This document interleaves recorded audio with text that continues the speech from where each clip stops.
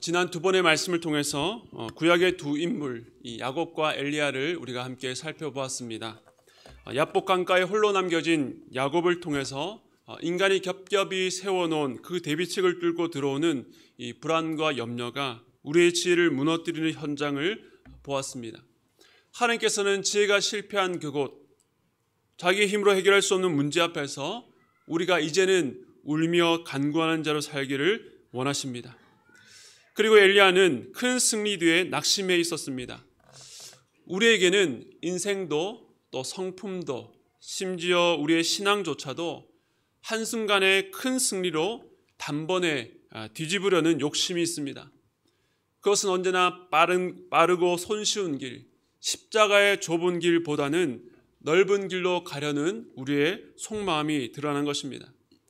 그러나 주님은 우리의 삶이 그리스도의 십자가 승리와 연결되어서 날마다 세미한 소리로 이끄시는 주님의 음성을 따라가기를 원하십니다. 그 음성에 귀를 기울일 때에 우리는 어떤 상황에서도 소망으로 우리의 삶을 바라볼 수가 있는 것입니다. 오늘도 실패에 대한 말씀입니다. 오늘은 결단이 실패할 때인데요. 당장 듣기에 유쾌한 단어는 아니지만 오늘도 이 실패 현장에 찾아오시는 주님을 통해서 우리의 삶에 진정한 회복을 꿈꿀 수 있기를 바랍니다. 오늘은 신약의 첫 번째 인물로 베드로의 실패를 보려고 합니다. 우리에게 네 권의 복음서, 사복음서가 있는데요. 처음 읽는 분들은 왜 비슷한 이야기를 이렇게 여러 권에 걸쳐서 그것도 나란히 기록하고 배치했을까라고 하시겠지만 각 복음서마다 특징과 강조점이 다릅니다. 그러나 사복음서라고 하는 것은 기본적으로 이 복음서라는 말에서 이름처럼 공통적인 부분들도 있습니다. 곧 예수님이 주인공이시며 그의 33년 공생의 전체를 다루지 않고 특별히 그분의 사역 중에서 이 십자가 고난과 부활이라고 하는 복음의 핵심을 집중적으로 다룹니다.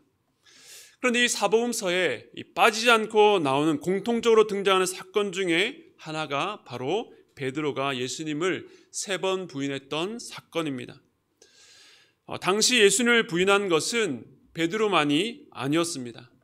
은30에 예수님을 팔아버린 가룟 유다는 말할 것도 없고 나머지 제자들도 모두 뿔뿔이 도망쳤습니다. 예수님께서 예루살렘 성에 입성하실 때에 환호했던 수많은 사람들도 모두 숨거나 예수를 죽이라고 외치는 군중 가운데 한 사람으로 돌변했습니다.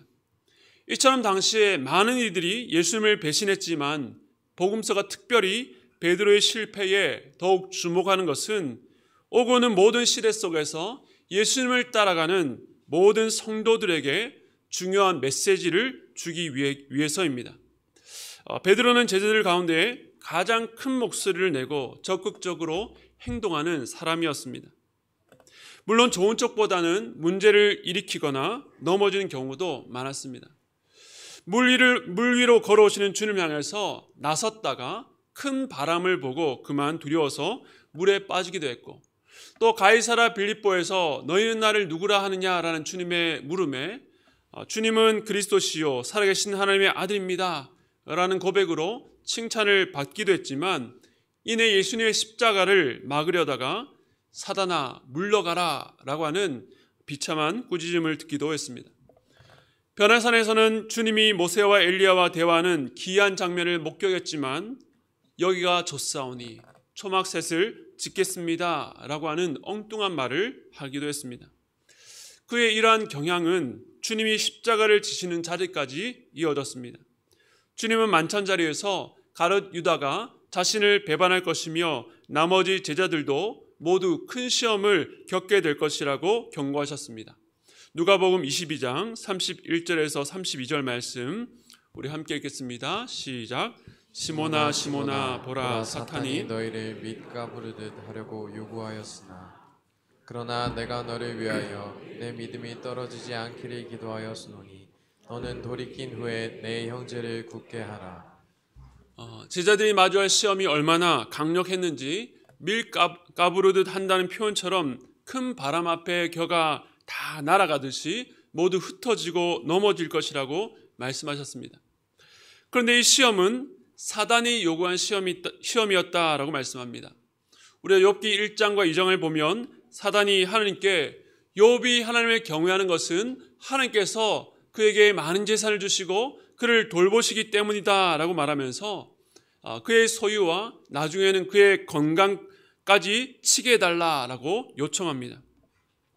하나님께서는 그의 생명만은 건드리지 말라고 하시면서 그 모든 것들을 허용하셨습니다. 이처럼 제자들이 맞닥뜨릴 무서운 시험은 하나님의 허용 가운데 일어난 일들로 이 제자들을 넘어뜨릴 목적이 아니라 그들을 불시험과 같은 큰 연단으로 인해서 다루시기 위한 큰 그림이었습니다. 주님께서는 이 시험을 예고하시면서 가장 먼저 시몬의 이름을 부르시고 내 믿음이 떨어지지 않기를 기도한다라고 말씀하시면서 기도로 깨어있으라고 명령하셨습니다. 예수님의 제자들 모두가 시험에 빠져 예수님을 버릴 텐데 주님은 가장 먼저 시몬 베드로의 이름을 언급하셨습니다. 그가 제자들 중에서 대표격이기도 했지만 그의 실패가 가장 뼈아팠기 때문일 것입니다. 베드로는 이 말씀을 듣고 매우 못마땅하고 어떤 면에서는 굉장히 섭섭했을 것입니다. 3년 넘게 주님을 따라다니면서 동고동락했던 자신의 신의와 충성이 의심받는 순간이라고 여겼기 때문입니다. 그래서 그의 장기인 큰 목소리로 단호하게 말합니다. 33절인데요. 그가 이렇게 말합니다. 그가 말하되 주여 내가 주와 함께 오게도 죽는 데에도 가기를 각오하였나이다. 마태복음에 보면 모두가 주를 버릴지라도 자신만큼은 결코 버리지 않겠다라고 다짐합니다. 다른 제자들이 듣고 있다가 깜짝 놀라서 화가 날 말이었지만 베드로의 성향상 이렇게라도 말해야만 했습니다. 그래야 자기의 본심을 증명하고 자기의 의지가 얼마나 확고한지를 알릴 수 있었기 때문입니다. 후에 가룟 유다가 앞장서서 검과 몽치를 가진 무리들을 대동해서 왔을 때에도 베드로는 그 주님을 지키기 위해서 칼을 빼서 대제사장의 종의 귀를 베어버렸습니다. 그런데 주님의 책망을 듣고 당황해서 결국 다른 제자들과 함께 도망가 버립니다. 그런데 이렇게 도망쳤던 베드로가 그 가던 길을 돌이켜 잡히셨던 주님의 뒤를 따라옵니다. 왜 베드로는 예수님을 다시 따라왔을까요? 누가복음 22장 54절은 이렇게 말합니다. 우리 함께 읽겠습니다. 시작. 예수를 잡아 끌고 대제사장의 집으로 들어갈새 베드로가 멀찍이 따라가니라. 베드로가 주님을 따라가긴 했는데 어떻게 따라갔다라고 말하고 있습니까? 멀찍이 따라갔습니다.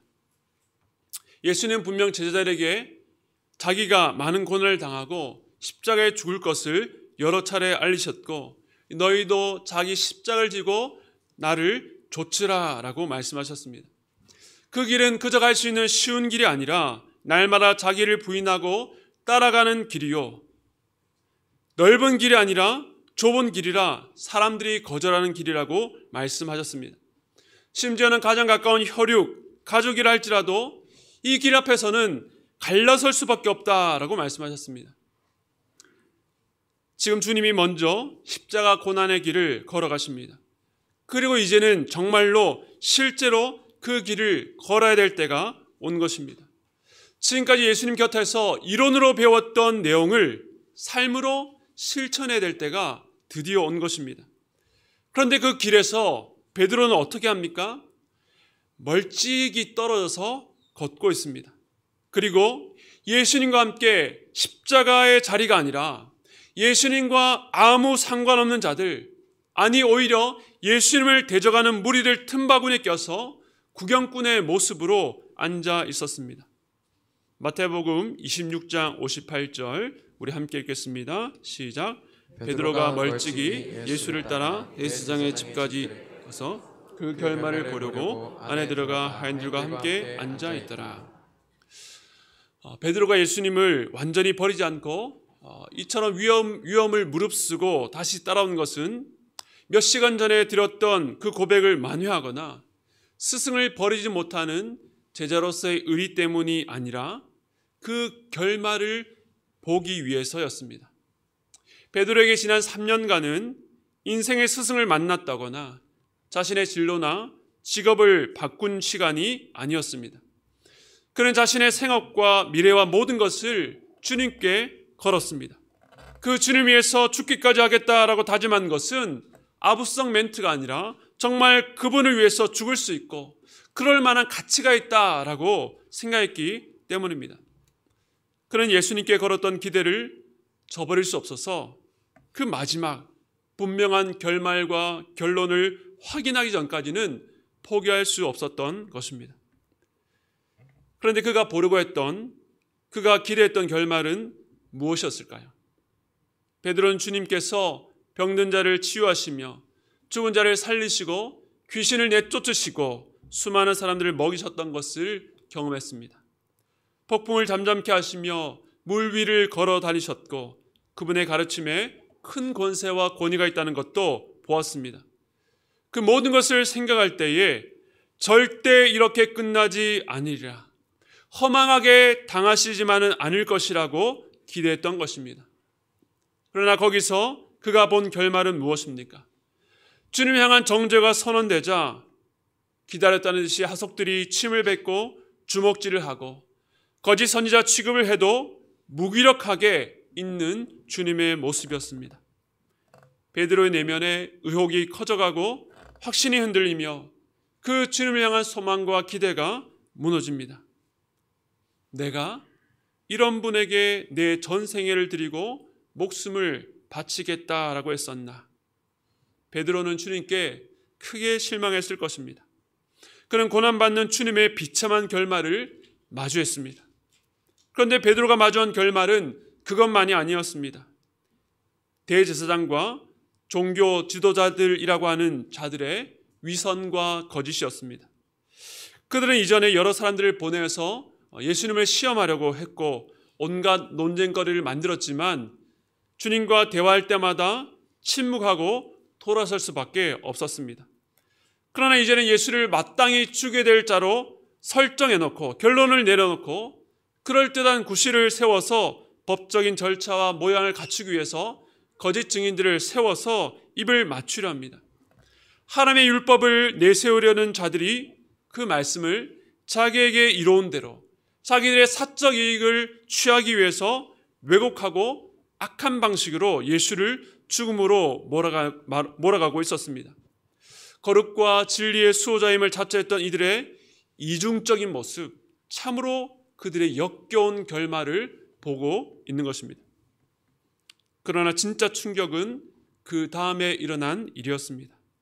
우리가 잘 아는 것처럼 베드로는 한 계집종의 추궁에 한 번, 두 번, 세 번 주님을 부인하고 맹세하고 심지어 주님을 향해서 저주까지 하면서 부인했습니다. 바로 그때 닭이 울었습니다. 베드로는 이미 한 차례 주님을 버리고 도망갔었고 지금은 멀찍이서 구경꾼처럼 지켜보는 이 상황 속에서도 자신이 주님을 배반했다라고는 전혀 생각지 못했던 것 같습니다. 그런데 닭의 울음소리를 듣게 되었을 때에 자기가 처한 영적 현실을 깨닫게 되었습니다. 마치 밧세바를 범하고도 다윗에게 나단 선지자가 한참을 말했지만 영적으로 전혀 무감각하다가 당신이 바로 그 사람이라는 말에 자신의 죄를 깨닫고 무너졌던 것처럼 닭의 울음소리가 잠자고 있었던 베드로 양심을 일깨웠던 것입니다. 그래서 베드로는 어떻게 합니까? 62절입니다. 밖에 나가서 심히 통곡하니라. 그는 밖으로 나가서 심히 통곡했습니다. 지금껏 주님을 따라다니는 동안 그 누구보다 주님을 따르겠다고 다짐했던 그 결단이 실패한 자리, 완전히 무너진 베드로의 모습입니다. 베드로는 주님의 결국을 보러 왔다가 주님의 무기력한 모습과 종교 지도자들의 위선에 충격을 받고 실망하고 좌절했지만 정작 마주하게 된 진짜 결말은 주님 향해서 절대적인 헌신과 신뢰를 다짐했던 자신이 예수를 부인하고 저주했다라고 하는 비참한 결말이었습니다. 베드로는 생명처럼 사랑하고 감옥이나 죽음의 자리에서도 함께하리라는 주님을 많은 사람들이 지켜보는 가운데 공적인 자리에서 배반했고 결과적으로는 이중적이고 비열한 사내들인의 공회의 결정을 지지하게 된 것입니다. 베드로는 이 결말 앞에서 자신의 연약함과 죄를 확인하게 되었습니다. 그는 주님이 어떤 분인지 인식하게 되었을 때에 주님, 저는 죄인입니다. 저를 떠나십시오라고 고백할 만큼 죄에 민감했고 죄의식이 누구보다도 깊었습니다. 그러나 그는 자신의 부패한 성품이 자기의 생각보다 훨씬 더 깊고 치명적이라는 것, 사람의 부패한 성품은 인간의 의지나 힘으로 감당할 수 없을 만큼 깊다는 것을 몸으로 체험하게 된 것입니다. 그가 마음에 가득한 확신으로 제자들과 주님 앞에 다짐하며 말했던 자신의 믿음도 자기의 생각과는 너무나도 거리가 멀었습니다. 거짓없이 진실하다고 확신했던 자신의 결단이 상황에 따라 실제적으로 얼마나 연약한지를 보게 된 것입니다. 베드로의 결단은 거짓이 아니라 진심이었습니다. 단지 제자들 앞에서 자기의 충성을 돋보이려고 한 것이 아니라 누구보다도 진심으로 주님을 사랑했고 누구보다도 진심으로 주님을 위해서 죽겠다라고 고백했던 것입니다. 그러나 오늘 베드로의 실패, 그의 순수하고 진실하고 확신에 가득 찬 결단에 실패한 자리는 사람이 사심없이 아무리 큰 결단을 내려도 그 결단한 대로 살 수 없다는 그런 능력이 없다는 것을 우리에게 보여줍니다. 오늘 세 번째 결단이 실패한 자리, 아마 저를 포함해 여기 앉아 계신 많은 분들이 많이도 경험했던 자리일 것입니다. 처음 주님을 믿게 되고 마음의 기쁨과 함께 열심히 생겨 주를 향해서 헌신하고 결단했던 때, 주를 위해서라면 뭐든 할 수 있을 것만 같은 때가 있었습니다. 그런데 왜 요즘 주를 향해서 열심을 내다가도 무언가 은혜를 받고 주를 위해서 헌신하고 싶은 마음이 생기다가도 멈칫하게 되십니까? 결단이 실패한 자리를 많이 경험하셨기 때문은 아닙니까? 그러다 보니 내가 그때 했던 결단이 그냥 감정적인 결단이었는가? 나는 왜 결단한 대로 살지 못하는가? 주님 보기에도 민망하고 자꾸 넘어지는 자신을 용납할 수 없기 때문이 아닙니까? 그래서 이제는 하나님 앞에서 어차피 실패할 결단을 하지 않고 그저 그런 신앙을 이어나가고 있는 분은 없으십니까? 어쩌면 그러는 가운데에 우리의 마음이 점차 식어지고 신앙의 실패에 이어서 깊은 낙심과 영적 침체 가운데 있는 우리를 위해서 하나님께서는 베드로의 배신의 현장을 4개의 복음서를 통해서 구체적으로 비춰주고 있는지도 모릅니다. 그렇다면 이렇게 비참한 실패의 자리에 있었던 베드로를 향해서 우리 주님께서는 어떻게 반응하셨을까요? 물론 요한복음 21장에 보면 부활하신 주님이 제자들을 찾아와서 특별히 이 베드로를 회복시켜 주시는 장면이 나옵니다. 그런데 저는 오늘 본문에서 아주 작지만 회복을 위한 분명한 주님의 반응을 발견하게 됩니다. 오늘 본문을 보면요, 닭 울음소리와 베드로의 통곡 사이에 아주 짧지만 그냥 넘겨서는 안 될 주님의 반응이 있습니다. 오늘 본문 61절 상반절을 함께 읽겠습니다. 시작. 주께서 돌이켜 베드로를 보시니. 제가 베드로의 배신 사건들을 기록한 사복음서 중에서 특별히 누가복음 본문을 택한 이유가 바로 이 구절 때문이었습니다. 공교롭게도 베드로는 가장 비참하고 자신에게 있어서 가장 부끄러운 그 순간에 주님과 눈이 마주쳤습니다. 그 후에 견딜 수 없는 부끄러움으로 밖으로 뛰쳐나가 통곡합니다. 주님께서는 베드로가 자신을 3번 부인했을 때에 그를 어떤 눈으로 보셨을까요? 우리가 아이를 키우다 보면 미래를 보는 눈이 생깁니다. 아이가 쏟아버리거나 떨어뜨릴 것만 같은 어떤 물건을 갖고 장난을 치고 있으면 계속 주의를 주지요. 너 그러다가 사고 친다. 좋은 말 할 때 내려놔. 라고 해도 애들이 내려놓지를 않습니다. 그렇게 까불다가 우당탕 쏟아지죠. 그때 우리가 어떻게 합니까? 긴 말을 하지 않죠. 하면서 얘를 탁 노려봅니다. 그 바라봄 속에 모든 내용이 다 담겨 있죠. 그런데 우리 주님도 그런 눈길로 그 베드로를 보셨을까요? 내가 분명히 너 배반한다고 얘기했는데 너 그때는 절대 아니라고 우겼었지. 그런데 너 지금 모습을 봐라 하는 그런 눈길은 아니었을 것입니다. 주님께서 베드로가 3번 부인할 것을 미리 예고하셨던 것은 베드로의 믿음에 찬물을 끼얹거나 그의 남다른 사랑을 인정하지 않으려고 하신 말씀이 아니라 결국 그를 세우기 위한 것이었습니다. 우리 아까 읽었던 누가복음 22장 31절과 32절 말씀 우리 다시 한 번 더 읽겠습니다. 시작. 시몬아 시몬아 보라 사단이 너희를 밀가 부르듯 하려고 요구하였으나 그러나 내가 너희를 위하여 내 믿음이 떨어지지 않기를 기도하였노니 너는 돌이킨 후에 내 형제를 굳게 하라. 너는 돌이킨 후에 내 형제를 굳게 하라. 주님은 베드로의 고백이나 다짐을 무한하게 하시려고 예고하신 것이 아닙니다. 다만 다가올 사단의 무시무시한 시험 앞에 넘어지게 될 그의 연약함을 미리 아시고 그때에도 주님의 말씀을 기억하도록 하기 위해서 말씀하셨다는 것입니다. 주님은 여기서 비참하게 넘어질 베드로의 실패만 예고하시지 않았습니다. 마지막에 뭐라고 말씀하셨습니까? 너는 돌이킨 후에 내 형제를 굳게 하라는 말씀처럼 내가 비록 잠시 있다가 비참하게 무너지겠지만 너의 결단이 처참하게 실패하는 자리에 서게 되겠지만 그것으로 절망하지 마라. 너는 그렇게 끝나게 될 삶이 아니다. 장차 너는 일어나서 형제를 굳게 하는 자리에 서야 된다라고 말씀하신 것입니다. 내가 너를 다시 세울 것이다 라고 하는 주님의 약속이었습니다. 저주와 모욕을 당하면서 자신을 모른다고 끝까지 부인한 베드로가 실망스러웠다면 주님은 등을 돌리시고 그 눈길을 외면하셨을 것입니다. 그러나 주님은 의도적으로 그 포박되어 있었던 지치고 힘든 몸을 돌이켜서 그 당시에 베드로를 향해서 하실 수 있는 유일한 행동을 하셨습니다. 주께서 돌이켜 베드로를 보시니, 주께서 돌이켜 베드로를 보시니.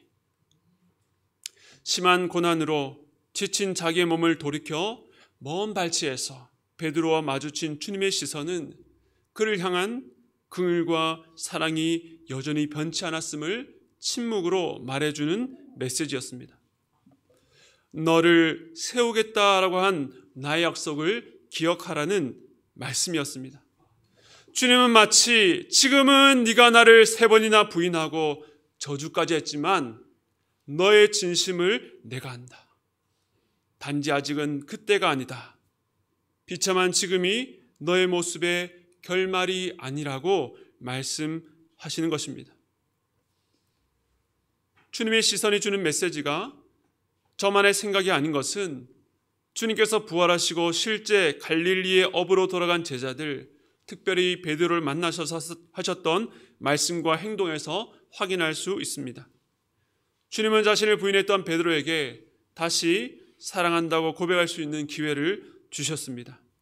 그리고 주님은 그에게 내 양을 먹이라, 내 양을 치라, 내 양을 먹이라 3번 말씀하심으로 주님의 양을 먹이는 곧 믿음의 형제들을 굳게 하는 목양의 사명을 주셨던 것입니다.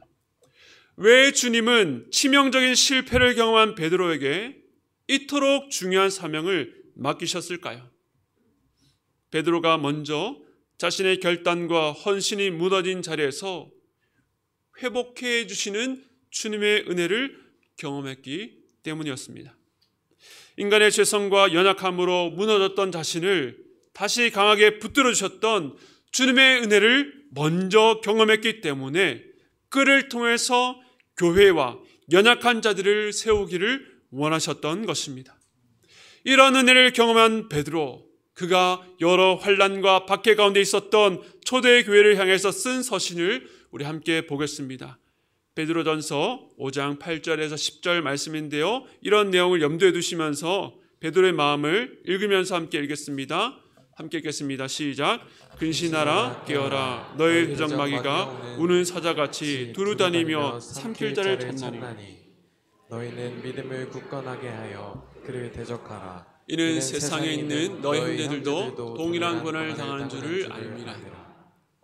모든 은혜의 하나님 곧 그리스도 안에서 너희를 부르사 자기의 영원한 영광에 들어가게 하신 이가 잠깐 고난을 당한 너희를 친히 온전하게 하시며 굳건하게 하시며 강하게 하시며 털을 견고하게 하시라. 아멘. 베드로는 먼저 주님께서 자신을 경고하셨던 말씀처럼 우는 사자같이 두루다니며 삼킬 자를 찾는 영적 현실에 대해서 경고했습니다. 그가 그 상황 가운데 실제로 처참하게 넘어졌습니다. 그러나 그의 고백이 무엇입니까? 10절 말씀에 보면요. 모든 은혜의 하나님 그분께서 우리를 부르사 자기의 영원의 영광에 들어가게 하신 이가 잠깐 고난을 당한 너희를 잠깐 주님을 외면하고 부인하고 실패한 채 갈릴리로 돌아갔던 베드로 자신을 친히 어떻게 하셨다고요? 온전하게 하시며 굳건하게 하시며 강하게 하시며 털을 견고하게 하시리라. 아멘. 비슷한 말을 반복하며 강조합니다. 베드로는 실패한 자신을 온전하게 하셨던 주님, 굳건하게 하셨던 주님, 강하게 하시고 털을 견고하게 하셨던 그 주님의 은혜를 경험했습니다. 우리는 모두 베드로의 실패를 경험했습니다. 주님을 위해서 뭐든지 할 수 있겠다라는 의지도 있었고 결단도 분명했고 열심과 열정도 있었습니다. 그러나 그 결단이 어떤 상황에 부딪혔을 때에 너무나 허망하게 무너지고 스스로 보기에도 부끄러운 우리의 실체를 만날 때가 훨씬 더 많았습니다. 사람들 앞에서 주님을 부인한 베드로처럼 우리도 직장에서 가정에서 친구들 사이에서 아무도 보지 않을 때에는 내 양심을 향해서 주님을 참 많이도 부인하고 배신해 왔습니다. 그런데 오늘 말씀은 그 실패가 우리로 완전히 무너지게 하는 것이 아니라 그 실패 속에 여전히 우리를 향해서 돌이켜 바라보시는 그 주님께서 우리를 놓지 아니하시고 온전하게 만들어 가신다라고 약속하십니다. 사람들은 결단하고 실패한 일이 반복되면 그 죄로 인한 괴로움이 점점 약해지다가 나중에는 이런 결단이 무슨 의미가 있냐고 냉소적으로 변합니다. 그러나 믿음의 사람들은 결단에 실패할 때에도 포기하지 않으시고 우리를 바라보시는 주님의 시선을 바라봅니다. 내 믿음의 수준을 가늠하지 못하고 뱉었던 말들이 얼마나 부족했는지를 깨닫게 되고 겸손케 되어서 우리의 삶이 내 결단과 선택으로만 내 책임으로만 이루어지는 것이 아니라 그것을 덮는 주님의 은혜와 능력 안에 있다는 것을 깨닫게 됩니다. 그것은 어떤 은혜입니까? 실패 속에서도 우리를 온전케 하시며 굳건하게 하시고 강하게 하시고 털을 견고하게 하시는 능력입니다. 그리고 그 능력은 어떤 우리의 실패도 온전케 하시는 하나님의 놀라운 사랑에서 나온다는 것을 기억하시기 바랍니다. 우리가 신앙생활을 하는 것, 결단하고 그 결단대로 살려고 몸부림치는 것, 주님께 순종하며 살아가는 것이 누군가의 기대에 부응하려고 하는 것이 되어서는 안 됩니다. 왜 그렇습니까? 그 동력이 누군가를 실망시키지 아니려 하기 때문입니다. 그 대상이 사람이든 하나님이든 자기 자신이든 그렇게 기대에 부응하고자 실망시키지 않고자 하면 실패가 거듭될수록 염치가 없어집니다. 그러나 우리는 실패 속에서 여전히 우리를 바라보시는 주님의 긍휼과 더 깊은 사랑을 체험해야 됩니다. 우리가 어디서 큰 사랑을 경험하게 됩니까? 우리가 실패하고 못났다는 것, 아무런 자기가 없다라고 생각할 때에도 여전히 우리를 용납해 주시는 그 큰 인격을 만날 때에 우리는 그 안에서 참된 안정을 느낍니다. 우리를 향한 사랑과 용납이 우리의 어떠함에도 변함이 없다는 것을 깨닫게 될 때입니다. 주님께서 오늘 베드로를 바라보셨던 시선은 실망의 시선이 아니라 너의 실패에도 내가 너를 반드시 세우리라는 사랑이셨습니다. 사도 바울은 그 사랑을 이렇게 고백합니다. 그러나 이 모든 일에 우리를 사랑하시는 이로 말미암아 우리가 넉넉히 이기느니라. 내가 확신하노니 사망이나 생명이나 천사들이나 권세자들이나 현재일이나 장래일이나 능력이나 높음이나 깊음이나 다른 어떤 피조물이라도 우리를 우리 주 그리스도 예수 안에 있는 하나님의 사랑에서 끊을 수 없느니라. 아멘. 우리를 하나님의 사랑에서 끊을 수 있는 것은 이 땅 가운데 아무것도 없습니다. 오늘 주님의 십자가와 부활이 그것을 너무나도 명확하게 확실하게 보증해주고 우리에게 알려주는 것입니다.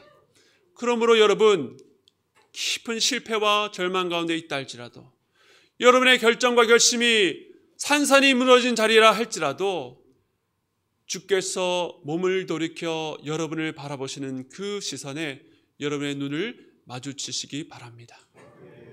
너의 지금의 모습이 너의 최종 결말이 아니란다.